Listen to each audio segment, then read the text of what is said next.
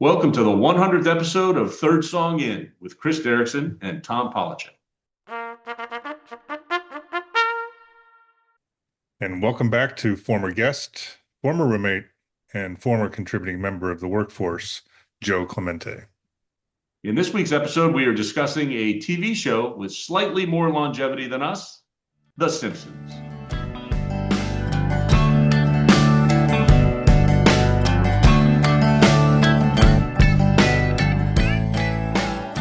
Welcome back to the show, Joe. You're here for 100, the 100th episode. Thank you for having me back. It's always a pleasure, and I couldn't be more honored to be on episode number 100.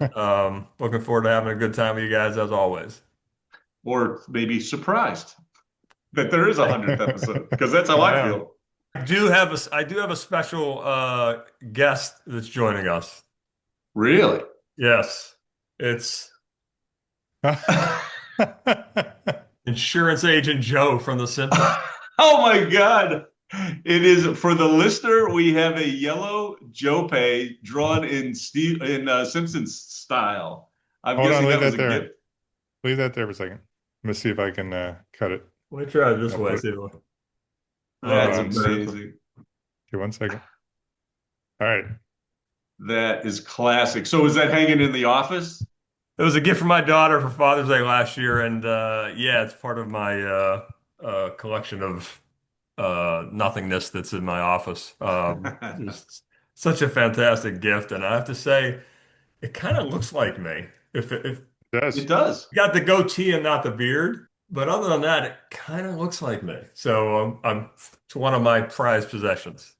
Yeah, that I've seen those advertised before, and I have to admit I've been tempted occasionally to like do a family portrait Simpson style. I think that's awesome. That's That really would be cool. I'm a little scared how I'd look. How they I how would they have draw been me. too if I would have known about it, but I think it was pretty good. I mean, Yeah, I like it. yeah, she just ordered off of Etsy. So anyway, yeah, we got a fourth member with us, and we've been consulting all week about this episode, so we are ready to go. Excellent, excellent. Well, I'm going to start with some Simpsons facts, some stuff I looked up about the TV show The Simpsons, which debuted on December 17th of 1989. It Wow. is 36 years old. And the most recent episode is episode 803, which came out on December 28th. So we've had 100 episodes of an hour-long podcast. They've done over 800 half-hour TV episodes. I can't imagine the amount of time and effort and work that's gone into 36 years of a television show. That's a crazy amount. I didn't know that Right. the number of episodes, but when you think of a hit show, maybe having 200 episodes, like Cheers, like the last one we did, had probably 200 and some Right. episodes. It's just such a large amount, and it just speaks Yeah. to the cultural influence that the show has had. It's multi-generational, which is Yeah. it's kind of I wouldn't say a unicorn. South Park has become that as well, but I Yeah. think it's the first unicorn in that sense. Well, and of course, you probably only do it with an animated show, right? Because everybody can freeze and be the same age for 36 years. Exactly. But just the sheer writing and being able to be funny for 36 years, and whether they've been able to be funny for 36 years, I think we're going to talk about in a little while. But Right. still, just to continue to crank out original programming for that amount of time is insane to me. And the other thing about The Simpsons that amazes me, and I'm not alone in this, I know, because you'll see stuff about it online all the time. But I Googled The Simpsons predictions, and the shit that they've done on the show that appeared to be ridiculous at the time, that is now actually occurred and come true. The most obvious and scariest of them being the Donald Trump presidency. Yep. which they predicted, decades ago, and it's just insane to me. I wrote down a couple. They predicted Zoom, which of course, lots of people predicted, I guess, video calls and stuff back even in the 50s. But you saw Zoom on the Simpsons episode. You saw smartwatches. there was a version of COVID they called the Osaka flu. Like it's really kind of weirdly similar to COVID. I remember Um, that one. Yeah. Disney buying up 20th Century Fox, like they predicted that. It's insane the amount of things that they predicted over the last 30 something years. So the thing about The Simpsons is it started in 1989, which was the year after I graduated from WashU. Joe, you graduated, did you graduate 89? I graduated in the December of '88. I was just, December. Okay, that's yeah, what I it was was. just 6 months behind you guys, Right. or behind the main class. Excuse me. Yeah. So 89 is when we started living in the same apartment, or maybe Chris, you and I probably did, and I think Joe, maybe Yes. you joined us like in 90, something like that. Yeah, Yeah. I lived with over on Westgate with Rick for a year, and then I moved in with you guys. So it must have been 90. Lived with you guys for 2 years, one at the old place, one at the new place, and then I got married and we scattered. Yeah, yeah. So we were D, you and I think were living in the same apartment when it premiered Is that the premiere as a standalone or on the Tracy Ullman show? as a standalone. Okay. I think we watched. I remember watching the Tracy Ullman show fairly regularly Yeah, you did. in in '88 when we were living in the fraternity house, and I remember seeing those Simpsons shorts that they did back then, and they were just very rudimentary compared to what you see on The Simpsons now. But obviously, it got enough people's interest that they decided to develop a show out of it. And I don't know if you've gone back and watched the first season of The Simpsons, but it doesn't look anything. It looks more like Tracy Ullman stuff than it does the Simpsons for the last 30 odd years or so. Also, not incredibly funny those first episodes. There were a couple things, and there was some stuff that kind of hung on forever, like the Santa's Little Helper, their dog, and there were stories that stuck, I think. But the writing, I think, got sharper and sharper after that first season. The way I remember it, and this obviously could not be 100% accurate, their big launch day was the Super Bowl that January. The Simpsons Yeah. were on, I think, either before, well, obviously either before or after the Super Bowl. And I want to say it was the episode where they went to the psychiatrist and they were Yes. buzzing each other. And I think that was their big breakthrough. Obviously, I didn't look it up to confirm, but I remember distinctly being at somebody's apartment watching the Super Bowl and us just cracking up watching The Simpsons. It was, I think, better than the games, one of those blowouts from the 80s. That's my first memory of The Simpsons.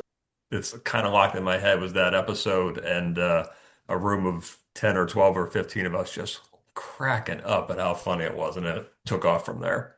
Yeah, I think you're absolutely right. I think it was. I do think it I think premiered you after the are. Super Bowl. And I can remember that episode so clearly watching them like you said, zap each other with the buttons and eventually getting kicked out of the psychiatrist's office. Yep. Like they broke him. And that was that I can't remember the name of that doctor, but that doctor showed up again and again and again. That's I get that, another good thing about animation is you can just bring people back whenever characters back whenever you want. Right. So here's the thing though, when we talked about Cheers and watching Cheers, we all had the same recollection of pretty much watching it religiously. I mean, watching it practically every night, watching the new episodes, but then watching all the syndicated episodes. I can't remember how religiously we watched The Simpsons when the three of us were roommates through the early 90s. Well, it was different because it wasn't in syndication when we lived together, so we were Right. watching it once a week. Yeah. Yeah. And I think it was then, always Sunday, right? Wasn't it always a Sunday night show? I believe so. I think that's the Yeah. main difference. It was, we could watch Cheers like anytime we wanted, basically. Right. But Simpsons was once a week, half an hour, and then, we were on to the next week and waiting 7 days for it to come back on.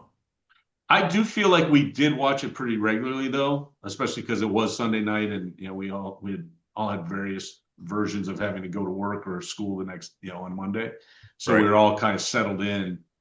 And I do remember just thinking every week that it was funnier than the week before. Like those first two, probably first 5 seasons, it just they were so sharp, and some of the writers that came out of The Simpsons that went on to do great things. That list is kind of legend at this point. Yes. But I was religious. I know after we did go our separate ways, like after I moved to Columbia, Missouri, and then eventually up this way, that was one of my appointment TV shows was The Simpsons every Sunday.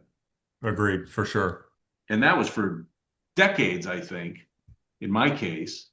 But I have stopped. Like I haven't watched a new episode of The Simpsons in years. Yeah, same. Same for me, weirdly. Yeah. Do you? So here's my theory. I'm pretty sure I stopped watching The Simpsons when my daughter Anna was old enough to watch TV because it would come on early, like I think it's 7 o'clock Central, if I'm not. And I stopped watching The Simpsons just because, although it is an animated, I think it was because it was an animated show, she would get sucked into it because it was a cartoon. Hmm. And you never knew exactly what subject matter they were going to talk about. Not that it was ever a gross show or anything like that. But I think that's why I stopped watching The Simpsons was my kids got old enough to watch those shows, and we just kind of stayed away from them. That's mine was a little different. I can't remember why I stopped, but there was definitely a period of time when my daughter, more than my son, was in her teens or tweens years, and we would watch it every day, like after school or Oh, is that whatever. right? Oh, see, that's Yeah, cool. and we'd be watching reruns, for a couple of years. But yes, very similar to you guys. It just kind of, for whatever reason, just drifted away. I don't know. I don't know if it was the pull to South Park for me, which I Uh, watched religiously, starting in 2000s for a number of years, or what. But yeah, I also have left The Simpsons behind, for whatever reason. I mean, my daughter was born in 97. I know as I specifically remember watching religiously through season 11 or 12 because I actually then went and I own all the DVDs for the first 11 seasons. do you Nice. really? Yeah. And then it started to peter out after that. And I'm not going to blame it on my daughter, but I know I started watching a lot of Disney and Yeah. stuff. Mulan, Hercules, all the Sure, same movies sure. over and over again. That's a very good point. It just, did Yeah. we have enough time to sit Yeah. down and break off a half an hour or like a 2 hour rerun stretch? Did we have the time? Yeah. And I think that was it. And my son, Eli, I was born 5 years later. He and I, when he was older, got into a bunch of TV shows we watched together, like Psych and otherwise, but Simpsons never made it with my kids. So it Yeah. became something that I wouldn't watch. That's Yeah. funny. You triggered my memory about. I don't know the first 11 seasons or anything, but I think I have the first 3 or 4 seasons on DVD, like the colorful box sets that they were selling. And when the boys got roughly junior high age, I remember busting them out and playing them. And then for a short period of time, they were watching those kind of on a loop Yeah. and really got into it. And then they jumped way past that and went straight to South Park, which I never really watched as much, but all three of my kids love South Park, and I think they like it better than The Simpsons. Yeah. My dad, Joey's the same way. He quotes it, and I don't get his quote 75% of the time because he watches it to this day. He watches it on reruns, and that's his go-to. Strangely enough, we were home for Christmas. My two kids and my nephews were sitting around while we were all cooking their Christmas dinner, which doesn't make much sense. They could cook themselves, but uh, they all put on SpongeBob to watch Huh. reruns. Ah, So I don't know that The Simpsons clicked with their generation, and I don't know why, but it was interesting that their go-to was something completely different. my kids always give me shit that we didn't really let them watch Nickelodeon. So there was no SpongeBob in my house, and I don't remember that being like a purposeful decision on my part. but I definitely would have been steering my kids more towards The Simpsons than I would have been towards SpongeBob and I don't know anything about those shows. I missed the boat entirely on that stuff. That's rough. No Miley Cyrus, no Sweet Life with Zach and Cody. I mean, I could do an episode on Nickelodeon shows all day long. It's funny because I think there were a couple animated shows that snuck through somehow, and I won't be able to think of the titles. But yeah, we tended to like they watched a lot of PBS. They watched that terrible fucking Caillou show. Did you ever see Oh, that was Caillou? terrible. Yeah, that was the worst Oh, show ever. What that was was awful. There's Caillou. There was one about a Chinese cat. I remember that. They were all just really boring shows. But for some reason, that's where we tended to tune the channel until the kids figured out how to change the channel themselves. right? They got the hell away from that. Yeah, Caillou was the only reason that I was like, maybe it's not the worst thing that PBS is going to go away. But Yeah, just, get rid of. just kidding. I'm totally kidding. But Caillou was god awful. There's one I was Oh, it's like, terrible. who made this show? I have no And Arthur who? was on PBS, and that show was money. Yeah, that's Arthur true. was That's that true. was good. I loved Arthur. The kids loved Arthur. That one was definitely worthwhile. But Yep. Good call. All right, let's move towards quotes because Jope talked about his son quoting left and right. To this day, there's lines that I still quote from The Simpsons, and as I talked about, I haven't watched it in probably decades. And I don't want to give one of my favorite characters away, but Otto, when he's driving the bus, and I don't know why someone asked him his name, but it was like, "My name is Otto, and I like to get Hit blottoed." Blotto. We did it again. Yeah. those kind of quotes may have been why I was steering the kids away from The Simpsons for a while. The two sound effects that just kill me that I still use. I bet you, let's just say a weekly basis, if not a daily basis, but I bet you I say woohoo and dope. I probably say at least one of those once a week without fail. There's some reason for me to say it's just burned into my brain at this point. If you know me, this tracks, but the stupidest Simpsons story. This was when me and Marissa were watching it, and we were watching TV one day, and there was a commercial for an ice cream waffle. And I looked at her, I was like, "Hey, there's an ice cream waffle." It's like, who's the genius that invented this? Says, Get your shoes. We're going to buy some at the store." So we go to the store and we're all excited. I am hyping it up because that's what dads do for 10-year-olds or 12 year Right. olds. I'm hyping it up like it's the best thing ever. We get to the store, get to the ice cream aisle, and there's nobody else in the aisle, and we find the ice cream waffles. I jump down on the floor and I start doing the Homer Simpson woo woo woo, going in a circle in the middle of the grocery store, and she is just cracking up. She's like, "You can't do that. You gotta get up." And I'm just going woo woo woo in a circle. Oh, that's awesome. I wish I could see the security footage. And I have done that a couple times since on special occasions. I'll just drop down and do this. It's actually quite easy to do. You would think the human body couldn't do that, but it's not that hard to do. I'll break it out on occasion, but yeah, it's always a hit. I'll never get that image out of my head now. That's Mm-mm. awesome.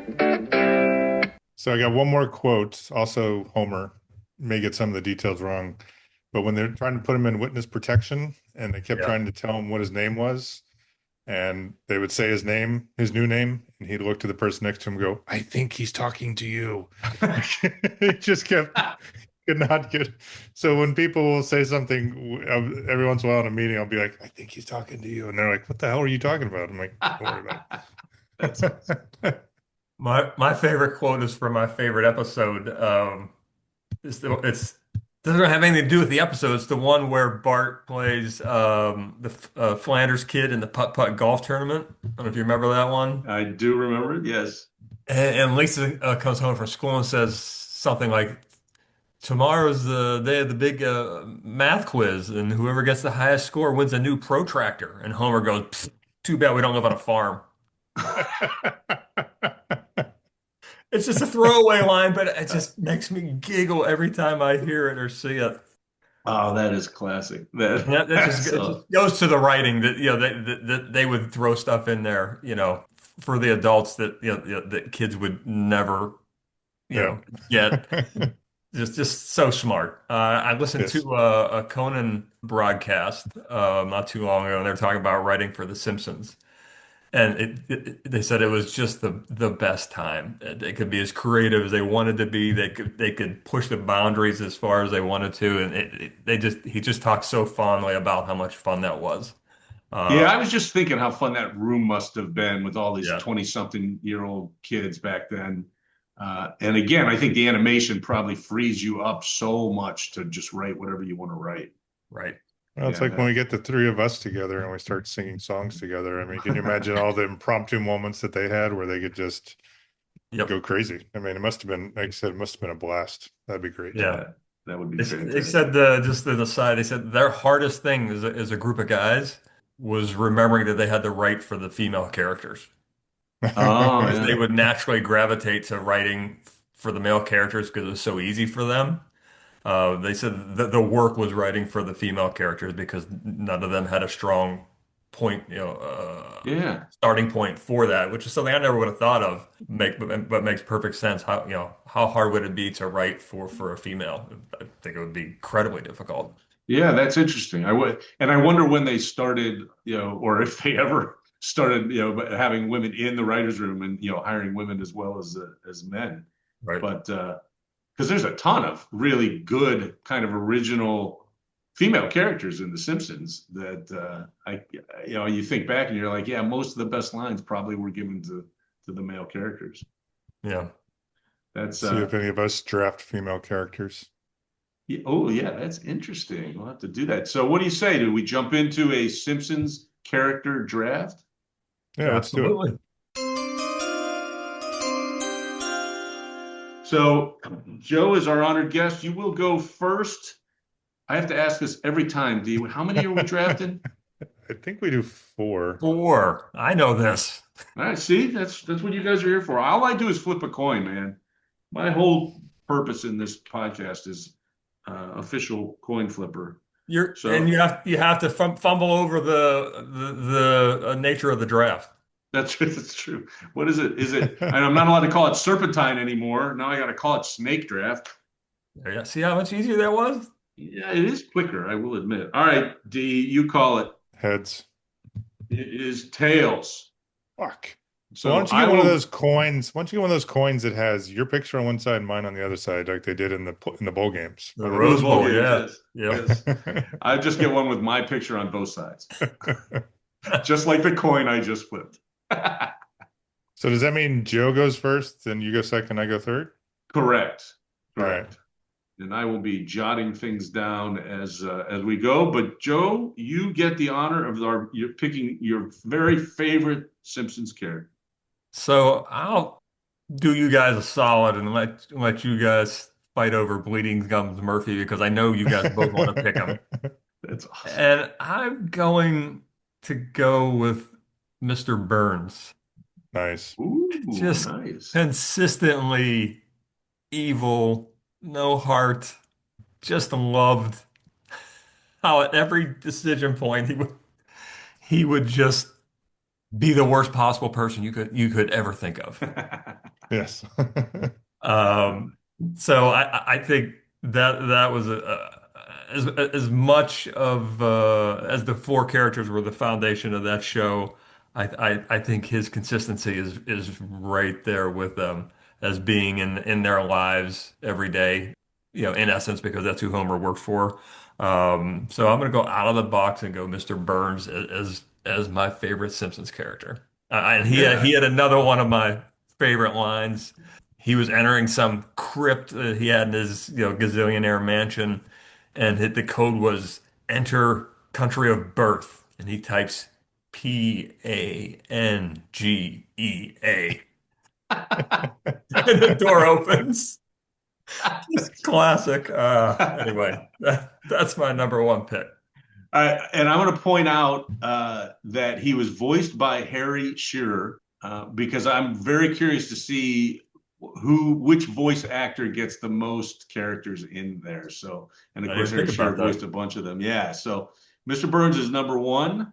I am going to go with the most obvious of the picks. And here's the thing: I don't think I would have picked Homer 10 years ago. Well, 20 years ago anyway. Certainly not when I first started watching the show. But as a dad, I think I've appreciated Homer more and more as the years have gone on, and I do think that he has been given so many funny lines, and obviously he's one of the focal points of the show. So I'm going with Homer, who is voiced by Dan Castellaneta, for the number two pick. All right, that gives me two. Since we did an episode on bartending, I'm going with Mo. Who's he voiced Agreed. by? Because I actually don't know that. Hank Azaria. Hank Yeah. Azaria, yeah, Who is, yep. if I think he's got to be the early odds-on favorite to have the most characters in this draft, but he is so talented. He's amazing. And this is more of a sentimental, and I'm picking it for the voice, I think. I hope I got it right. Lionel Hutz. Oh, yeah, I was thinking about him last night when I was working on this. Yeah, Yeah, that's I don't remember who voices him. you do. I'm going to look at it right It's now. what's his name from? Oh, it's Phil Hartman. That's right. I Yeah, should Phil have. Hartman. Yeah, yep. Absolutely. Back to me, and I think I have to go with the guy who I'm sure over the years he's had actual episodes like about him. In fact, I can remember one, but mainly because of his drop-ins to so many episodes. I'm going with Troy McClure, also voiced by Phil Hartman. You might know him Yes. from such. I think he was that was such a funny character to me. I think didn't he date one of Marge's sisters at some point? I think that was an episode where he was a primary character. But I think you're right. Yeah. I'm going Troy McClure for the fifth pick. So I got to go back to Tom's pick of Homer. Just I have a memory of his parenting skills stuck in my head with him and when Bart and Milhouse were in the treehouse fighting about whatever I can't remember, and there's a thunderstorm going, and Marge says, "Homer, my God, it's storming! Check on the kids." And he turns around, and the window's behind him, and lightning strikes the tree, and he sees that the kids are in the treehouse, and he goes, "They're fine." That was my throwaway line with Lisa. She's like, when the kids are growing up, just what are they doing? Are they okay? They're fine. I don't know if she ever got it, but that was my go-to. But you got it. So that's all that matters. That's true, exactly. I was laughing, so there you go. So back to me for two picks, and again, as Tom said, I don't know if I'd have picked this back in the day, but I'm gonna pick Grandpa Simpson as my second pick. Yeah. They Yeah. nailed that character. In our work selling insurance, 80% of our customers we never talk to, and 20% we talk to them 80% of the time. And I know that's not unique in business, but Yeah. the 20% that we talk to all the time were the retired people that had nobody else to talk to. And they would come in the office and they would tell stories and tell us about their family and things that happened 20, 40, 50 years ago. And they wouldn't take a breath. And it was just an ongoing joke between me and Lisa that, you know, that Grandpa Simpson's walking in because they just nailed that character. And the more I'm, getting to that point in my life where I'm dealing with older family, same thing. Just it reminds me of Grandpa Simpson every time. And secondly, I will be the politically incorrect one and pick Apu. Oh, you bastard. I was I know all the baggage that goes with that, but another character that they nailed from the 80s and 90s. It's not so much more now. That Indian shopkeeper. I know that person exists in big cities like New York and whatnot, but at least out here, that person has kind of gone away. They've moved on to other work or what have you, because it's all teenage kids now. When you go yeah, into the gas it's true. station to buy something, but that Right. was a character that.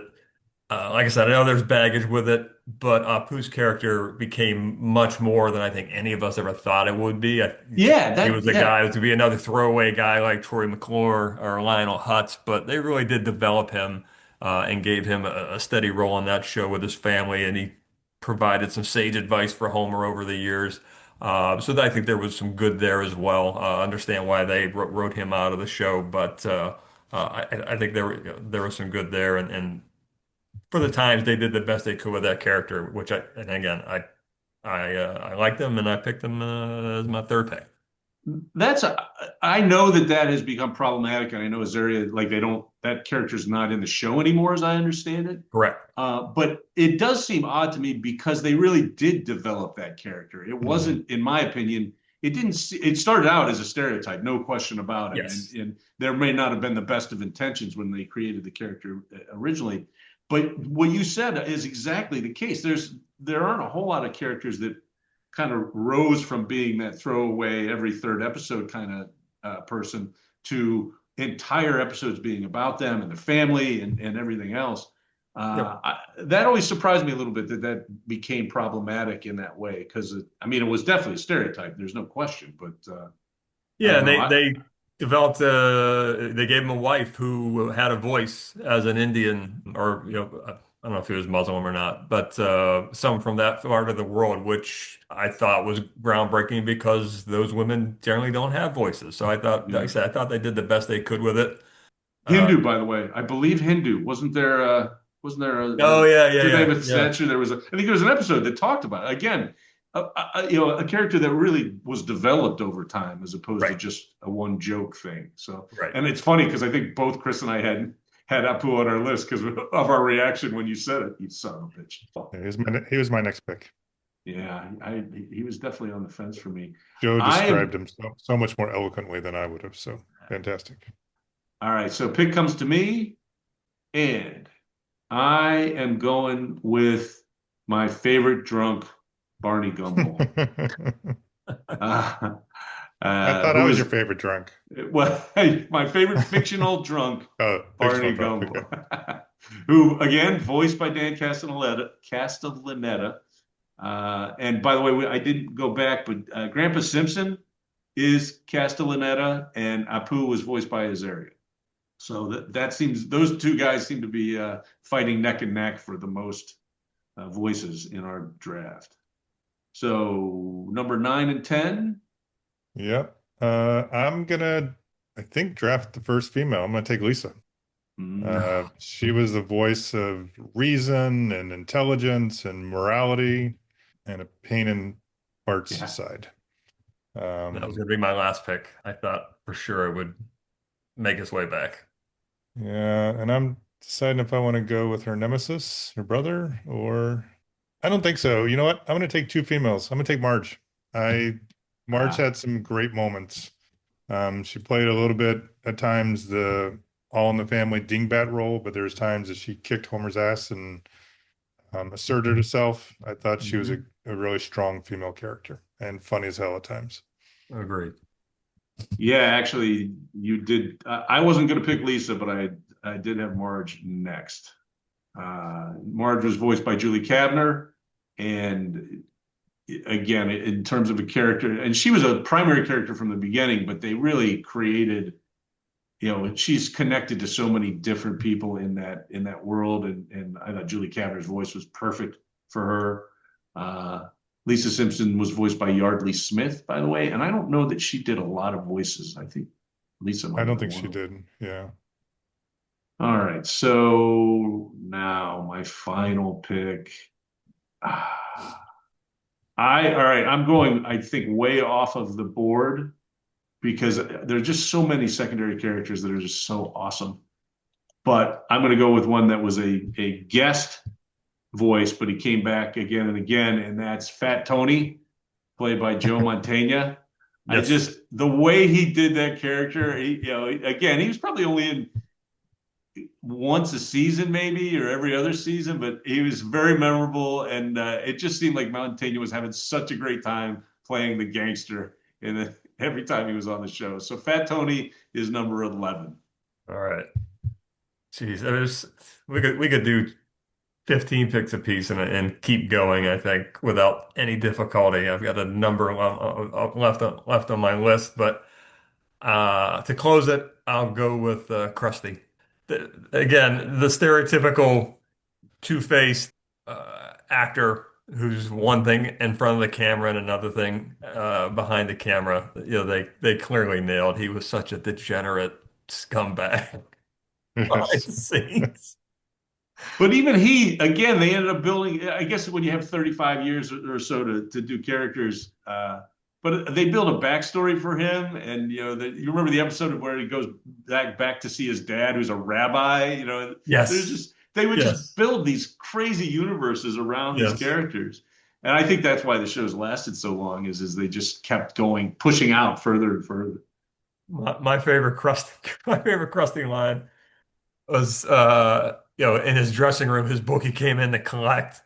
He's like, Crusher, you owe me, whatever ungodly amount of money it was. He's like, what? How do I owe that much? He said, Crusher, you bet on the Washington Generals to beat the Harlem Globetrotters. He said, I thought the Generals were due. That's awesome. I don't think the younger generation would get that because the Globetrotters meant so much to Yeah. us, but just Yeah. again, another throwaway line that makes me laugh every time I hear it. I thought they were due. Well, by the way, that pushes Dan Castellaneta by far as the most voiced actor in our draft. I think he has four. He has Krusty, he has Grandpa Simpson, Barney Gumble, and Homer. Yeah, so he has four, and I think it might be Shear and Azaria each have two, if I'm not mistaken.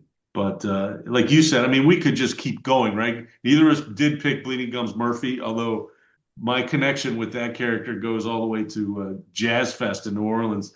I Yeah. don't know if Joe, I don't know if you've ever been to like a big music festival like Jazz Fest or I have not. one of the things that you see at music festivals a lot of times is people will bring a flag and like Yeah. a telescoping pole, and they'll plant it so that they can find where their people are when you go to get a beer or food. Jazz Fest in I particular. remember on episode 28, you talked about that.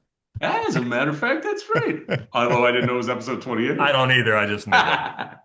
Yeah, but that's it. So I have a flag that a friend of mine's mom made for me of Bleeding Gums Murphy, and it wasn't our first Jazz Fest. I had to figure things out for the first one, but we went Sure. 4 or 5 more times and would always bring the flag. I used a golf ball retriever as my flagpole, and I would zip tie it to like one of the Yeah. camp chairs. And Dawn and I are talking about going to Jazz Fest this year for the first time since, well, pre-Katrina for sure. Right. They got a great lineup, and we don't have any kids at home. And I think I'm going to bust out my Bleeding Gums flag and head to New Awesome. Orleans in the spring. Am I allowed to digress for a minute or two? Absolutely. Sure.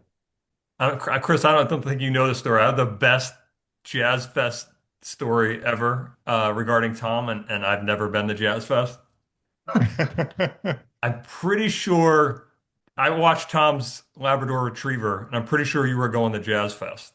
Oh, yeah. So we had a Shih Tzu, and Tom's dog was like 90 pounds, and we had a four-room house. And poorly trained. And the dog would not stop barking. We're in bed at 2 a.m. and the dog's Oh. barking, and our dog's just in a corner shaking. And Lisa says, you gotta do something about this. You gotta do something. And so I'm not proud of this, but I called the place where we boarded our dog. I said, do you have room for the next 2 days? They're like, No yeah, like shit. I'm bringing a Labrador Retriever. So I boarded Tom's dog. And I'm like, I can't let him know. I can't let him know. I just gotta. That's hilarious. So 2 days later, I go and pick up the dog, and it's pouring down rain. And I pick up the dog. I got him in my car, and I'm like, okay, got away with it. Perfect. I pull in my garage. I hit the garage close button, and I open the door of my car. The dog jumps out and scoots under the garage door and runs away. Jesus. Oh, I'm like, holy fuck! I can't remember the dog's name. I'm like, oh my God, Ivan, right? So Oh, yeah. I'm running through my neighborhood in the pouring rain. Ivan, and of course, he was doing the thing that every dog does. He'd stop, and I'd get within 10 feet of him, and he would run further. And I'm calling him, and it's like, son of a bitch, I'm gonna lose Tom's dog. And I remember how long it took me. Finally, I haven't stopped, and I grabbed him. I'm just sopping wet, just dragging him back to the house. And I'm like, this is what you get for doing something that wrong, you stupid son of a bitch. You got your just desserts. But yeah, me and Ivan had a moment. So that's my Jazz Fest story. There, you have a Nice. Jazz Fest story without going to Louisiana. Oh You've man, never told me that story. I I thought I didn't. had told you, but I guess I hadn't. Wow, if you did, I don't remember it. That's hilarious. Oh my God, that's awesome. I would have done the exact same thing, probably a day earlier, but And he wouldn't have run after your dog. that's right. You still wouldn't have the dog. My dog was a Shih Tzu, so it wouldn't have been that difficult. So technically, that ends our discussion of The Simpsons, which I think was a great choice for our own 100th episode. I'm not sure we're going to get to 803, but we'll see what happens. However, our next segment is probably going to incorporate a little Simpsons in it as well. Next up is Loft of Wisdom. You better open up your eyes, babe, because fools do get wise. Yeah, Loft Wisdom is where Tom and I recreate our experience in college, where we etched great quotes onto our lofts, our bed lofts. Those were done on wood and with Sharpie. This is done through the ether, the internet thing. You can find all these quotes on our website, thirdsonginpodcast.com. Who wants to go first? All right, I'm going to go first. I have three solid finalists. Joe's laughing. I know he's laughing, and Chris is pointing his finger at me. I'm not gonna give you all three. One of them is very political, and it's my runner-up, and that's from Treehouse of Horror 7 from 1996, where he said, "Don't blame me. I voted for Kodos," which I think just fits the current tenor. It is a very, in my opinion, very political. But that's not the one I want to put up in the loft. The one that's going on the website is also from Homer. It's from the episode Cabin Fever. If you remember when he was trapped in a cabin after an avalanche with Mr. Burns, and they find a way to escape, which involves somehow firing off a rocket that shoots them down Yes. the mountain. Yes. And Homer's quote was, as they're going down the mountain, is, "Oh Lord, protect this rocket house and all who dwell within this rocket house."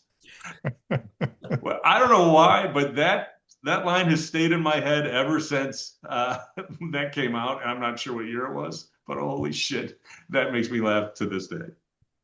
Who's up Good next? choice. I am. Joe gets to go last. I went with a character I did not draft, thought about it, but figured I'd get to him here. Kent Brockman, the newscaster who had so many great lines, and one that I repeat to this day is, I've said it before and I'll say it again, democracy simply doesn't work. So Is he also the one who said, "I would like to be the first to welcome our robot yes. overlords"? Yes. Right. Insect Yes. overlords. Insect overlords, I think. Insect overlords, excuse me. Yes. Yeah. That's great. All right, Joe, what is your Loft of Wisdom quote for our season finale and 100th episode? So you guys have been doing this for 2 seasons, right? The Loft of Wisdom. Yep, Yeah. I think. So I'm gonna end season 2 with what I feel like would have been the first quote on the Loft of Wisdom back in 1988, if we or whatever year it was, if we had heard this quote, and this kind of an inside joke with our fraternity. I'm going to quote the late great Colonel Sanders, and this quote was told by NASCAR legend Ricky Bobby. And very simply, I'm too drunk to taste this chicken. That line would have been used every Yes, weekend we were in college. Somebody would have thrown that out there at some point. you are absolutely correct. That's great. I've been saving that one. When you guys started it up, I was like, that would be the first quote. I think that pretty much seals the deal that the Loft of Wisdom is not moving on No to the one's next going to do season. better than that. No, that's the way to close out a segment. Drop the mic on that one. Yep. Next up, we have staff picks. Just around the corner from you. Staff picks is Tom and I's another opportunity for us to recreate an experience. This was back in the day, talking about the 80s and the 90s with the Simpsons. The same time Tom and I were going into movie stores, record stores, all that. Look up on the board where the staff would make recommendations of new stuff. So Tom and I do the same. Joe Pay is going to join us today and recommend new things, whether it be TV, movies, books, or music. And again, I ask, who wants to go first? I'll go ahead and go first. And I am picking a book. Yep. This book, as we record, has not been released. It is supposed to come out on January 20th, and this episode is supposed to drop on the 26th. So I would venture to say that by the time you are listening to this, I will have finished the novel 12 Months, which is the newest Dresden Files book, written by Jim Butcher. We've talked a little bit about Dresden Files in the past. There was a TV show. The books are fantastic. And I've been so kind of sucked into this world of a wizard who is kind of a private eye working out of the city of Chicago. And this is, I believe, the 20th novel about Harry Dresden. And I cannot wait for it to come out. I think I read novels 12 through 19 in the span of about 3 months. I got so into the characters that were there and the development and how this plot is pushed forward and gotten kind of bigger and bigger. So by the time you hear this episode, 12 months have been released, and I will report back on my opinion of the newest Dresden Files novel in a future episode.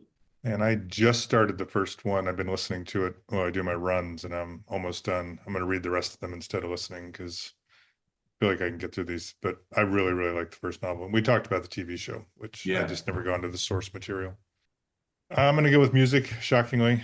New EP by a band called Dexter and the Moonrocks, called Donkey Flats. And the first song is called Wet. I think it's a really fun song, and it's indicative of their style. But a review of their latest EP, I think they've only put out EPs so far, describes their music as a blend of country melancholy, grunge distortion, and raw relatable lyrics. So I think that's about as perfect as you could get for me. Yeah. It sounds right up your alley. It does, especially the melancholy thing. So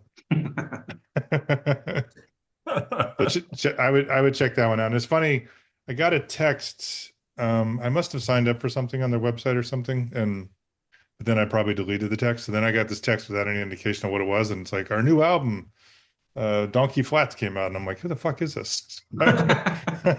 What's a Donkey Flat? Yeah. So I went and I found it, and it's actually quite good. So check it out. Cool. Awesome. Done. Joe, you got something to recommend? I tend to, for whatever reason, tend to skew towards comedy, but I just watched Dave Chappelle's newest special on Netflix called Unstoppable. Obviously a polarizing figure. If you think he's funny, it'll be right up your alley. If you don't, obviously you won't. Again, we're dropping lines today. He had a great line in this episode or this special. He's telling a story about how a rapper showed him around Atlanta and showed him MLK's house, and it got very deep and moving. And then he's back home, and his wife wakes him up, says, Dave, I had to wake you up and tell you your friend just got shot and killed. And she was talking about the rapper, and Chappelle says, bitch, I'm old. You got to be more specific. I know people with gout. I think I'll add that to my repertoire as I get older. I was just sitting watching TV myself, just tears running down my face over that stupid line. But I think he's a great storyteller and such a smart and informed comedian. He's one of my favorites, and it's on par with his others. It's very good. Yeah, that's on my queue. I've just not gotten around to it yet, but I agree. I think he's really funny, and I'm very interested to kind of see what he does and says because he has his own style, that's for sure. He's not afraid to take on the stuff that people give him shit for, and a lot of this is about him performing in Saudi Arabia, Oh yeah, all right. and he turns it around and makes it hilarious. Yeah, he's one of a kind for sure. Yeah. Excellent. So those staff picks will show up on our website, thirdsonginpodcast.com, and just go to that site and look for the drop-down menu, along with a lot of other content. And that brings us to our playlist picks. Yep. Every episode, Chris and I each pick a song for our season-long playlist. These will be the final two choices for season 10 of Third Song In. And we try, to the best of our ability, to relate the songs to the topic. Although I am kind of off. I'm so overwhelmed by completing 100 episodes of the podcast that's the route I took for my pick. So did I, pretty much. See? More of the overall theme of the podcast, which is so my pick for the last song is by a band called Strung Like a Horse. And the song is Fuck What They Think. And Nice. we put this podcast out. We've put it out 99 times before today. And we'll put it out 100th and when this one gets published. And we are having fun. I sincerely appreciate all of our listeners. But for all those who don't listen, fuck what they think. We're just gonna keep doing what we do. Love it. Nice. My choice is by a band called Rare Americans from their album The Human Animal, which came out in 2024. It's called 101. It's an anniversary type of song, actually. It's very pop rock sounding, not necessarily what I pick all the time. I feel like it's an optimistic song. One of the lines is, "Let us stop for a second and have just a little fun. I'm blowing out all the candles, 101." So I picked them because of this milestone we just reached, knowing that we're soon going to be recording our 101st song. And it was actually their celebration of being the 101st song that they released. So I thought it fit pretty well, and I figured you'd allow it, Chris, because in Wikipedia, they're described as a Canadian Slovak band. So I Nice. figured it would make it. I must say, though, that I'm officially quitting the podcast as of today because you just said we're going to record our 101st song. I thought I said that. I was going to try to we're not- blow right by that. Thanks for pointing it Yeah, we're not You doing can't a edit song. that out. Yeah, Joe and I already did a song, and that's about as far as we go. That's true. Albania. I just watched that episode, by the way, of Cheers, where they sing Albania, and tears in my eyes, laughed my ass off.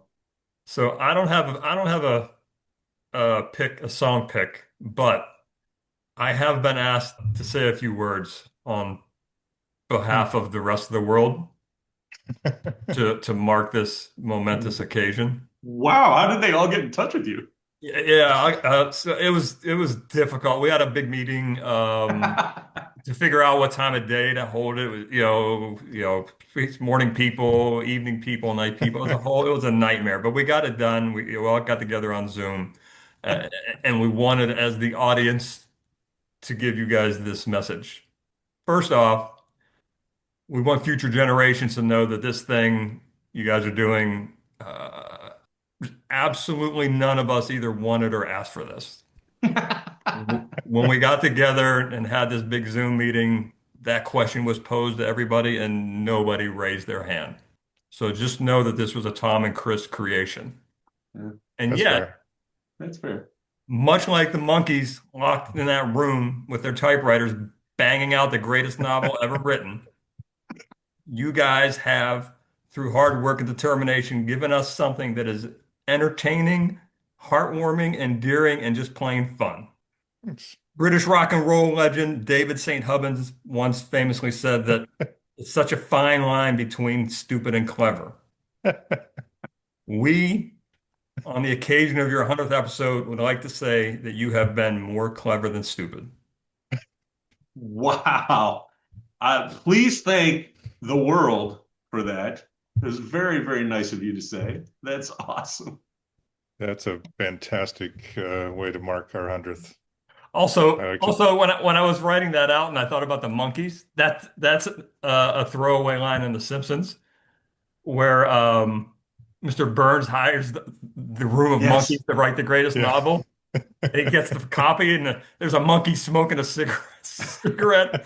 And Burns says, "It was the best of times. It was the worst of times. Get back to work." Oh shit! That's great. That's Oh, the way to God. that's the way to bring us back to it, Joe. Nice.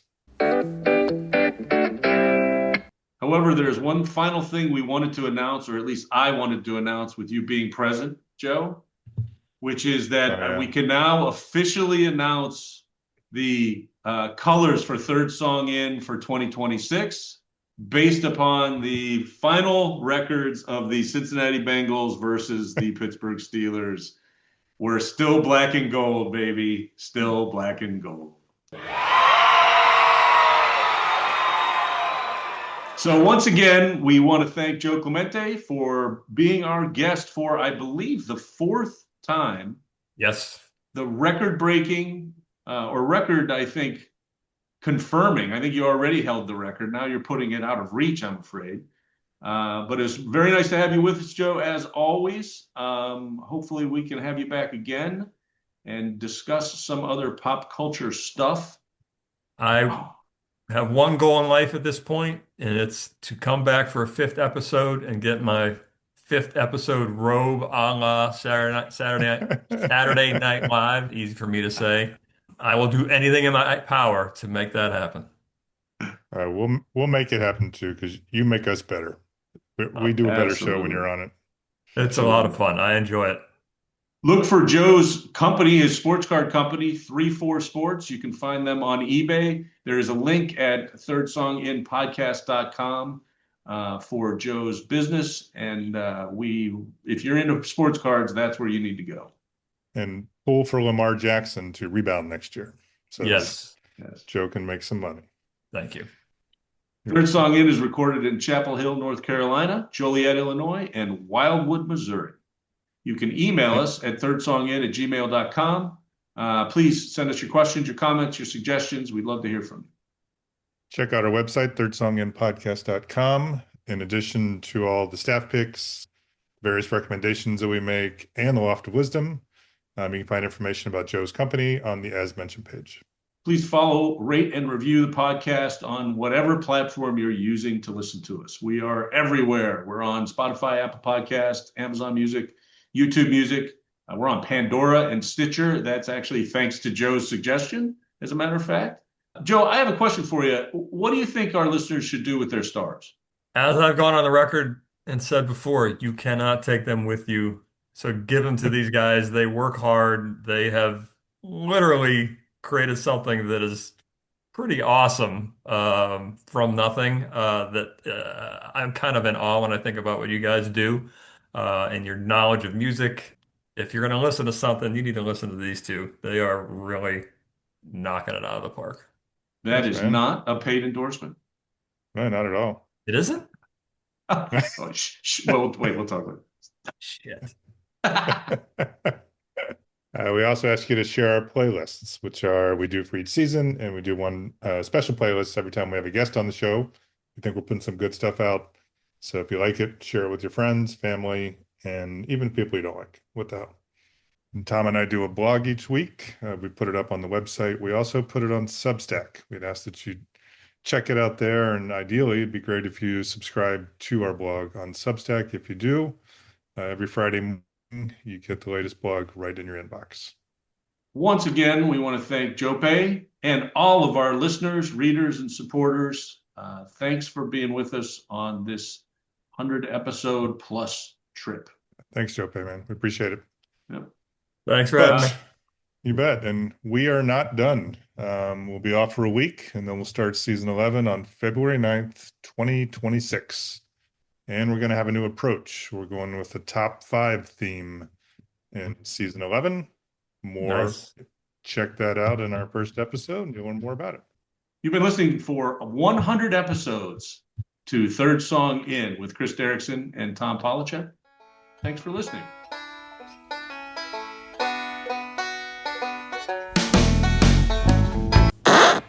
Hey, Tom and Chris, it's Dawn. Congratulations on 100 episodes. Have to admit, I really thought there were going to be a lot more dick and fart jokes.